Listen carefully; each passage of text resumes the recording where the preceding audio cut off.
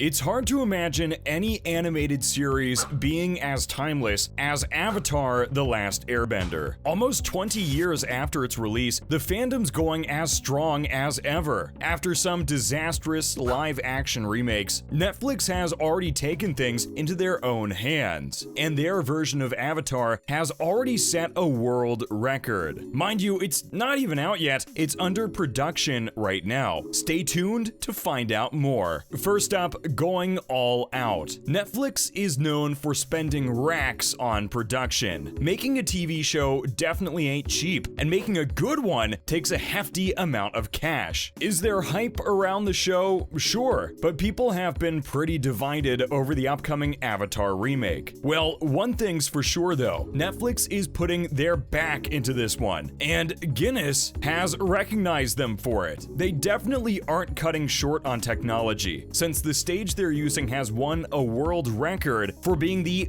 biggest LED stage ever. It's called White International, and it's got 2,500 LED walls and 760 ceiling tiles. Plus, the size is just ginormous. 22,000 square feet of LED. Talk about covering as much ground as you can. The craziest thing about a stage this big is that you can play anything on it. This means that Netflix doesn't have to move locations as much to shoot scenes. You can render any environment you want, and it'll play out super realistically. This saves time and effort. Imagine how much easier it is for the actors to shoot from the comfort of the studio only. The only one thing this doesn't save is money. We'll give them that. Next, a first time for everything. You might be wondering, what's so new about this? Well, LED stages like this one have been used by a lot of shows. It was first made to shoot The Mandalorian by Disney+, but it wasn't as big. It also uses the same imaging tech as the stage for The Mandalorian. Craig Glenday, the editor-in-chief for the Guinness Book of World Records, gives this stage its flowers in a press release statement. He calls it a literal dream factory. You can conjure up any scene you want as fantastical as you like. Flying dragons, monsters, any landscape that fits the show. It's perfect for any show, even if it isn't a fantasy-based one like Avatar. It can change the future of how people make movies, and it looks even better than the real thing. Imagine you're an actor on the set of a show where you're battling monsters. Of course, they're CGI, and so is the landscape. Acting behind a green screen can get a bit tough, so having a real-life projection on an LED stage can help so much. Plus, knowing that your stage has won a Guinness World Record has gotta up your street cred. Just saying. Now for everything else we know about the Avatar remake. Aside from the groundbreaking tech Netflix is using, we've got a few hints here and there about the live-action remake. We all love rewatching the OG series on Netflix, and you'll be pleased to know they're not gonna change the plot one bit. We can expect to see the gang with a cast that is much better suited to the show. When you think about it, the biggest thing about the show is that it's all about these young kids fighting off genocide. You'd want the cast to reflect that, right? Well, so far, we know who's been cast as the main three, and they seem perfect. Gordon Cormier, the kid from Lost in Space, is playing our very own Aang. He has the classic impish Aang smile. He matches him in age, too. Very different from that one 2010 movie, which everyone thought was a disaster. As for Katara, she's being played by Guillaume Tarbell from Anne with an E. Fans are pretty happy with the casting, mainly because it reflects their ages and their cultural backgrounds. The actor for Sokka's a familiar face too, Ian Owsley from 13 Reasons Why. It's important to remember that everyone in the Avatar universe is a person of color. For a show inspired by Asian cultures around the world, it's only fair to have the right casting. POC representation is so important. Imagine all the kids around the world seeing themselves on screen. That's the very essence of the animated show, and we really hope that seeps into the live-action Netflix remake. On top of that, we also know that each episode will be an hour long, and there will be 8 in one season. It'll be pretty cool to see how they try to fit the story into this format, since the original show had smaller 20-minute episodes. This is mostly what fans are worried about too. People on Twitter are hoping that Netflix doesn't compromise on details, since they have so much to fit within the time limit. Well, only time will tell. they are using record-breaking tech for the special effects. But we'll just have to wait for the trailer to find out more. For now, we can just rewatch the classic Nickelodeon show and fall back in love with the characters we loved as kids. Netflix has a huge responsibility with this one. Fingers crossed that it turns out to be a success, y'all. Next, in other news, Netflix made a video game. We're wondering why more people don't know about this. Netflix doesn't just make shows, it's expanded into video games too. They recently released a game called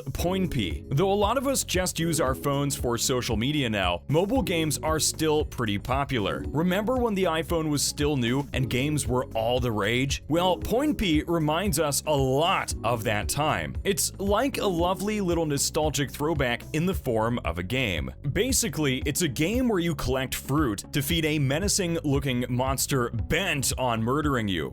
P, like Doodle Jump, has you moving upward by using slingshot arcs that look exactly like the ones in Angry Birds. Players gradually gain upgrades, making them more powerful, as in Jetpack Joyride, and you find yourself using those upgrades to advance to new levels, just like in most video games. That's what makes them so addictive, to be honest. Plus, it's exclusive to Netflix members. After you download it on the App Store, you gotta enter your Netflix details to sign in and play it. Maybe that's part of the appeal. And now, Netflix brought back an 80s single. If you haven't been living under a rock, you probably know all the hype around Stranger Things. For all the fans, yes, we're talking about that scene where a Kate Bush song saves Max from Vecna. Running Up That Hill, the song in question is a classic 80s song that Netflix boosted back up to the charts. The song's at #1 on Spotify as of right now, 37 years after its release. It even rose up the charts on Billboard, UK and the US. It's become such a hit now solely because Netflix featured it in an episode. And that just shows you how much cultural impact the streaming service has. Of course, it's also because of how iconic Stranger Things is. With millions of subscribers all around the world, this song is doing numbers globally too. It's been turned into a TikTok sound, remixed, you name it. It's definitely running up the charts, and we've got Netflix to thank for that. Finally, we have a new #1 show on Netflix. Speaking of Stranger Things, you'll be surprised to know it's been dethroned as #1 on Netflix. Yeah, that's crazy, right? Especially since the last 2 episodes are really close to being released. Well, the Umbrella Academy has taken the spot after nearly a month of Stranger Things being planted there. The 3rd season of Umbrella Academy is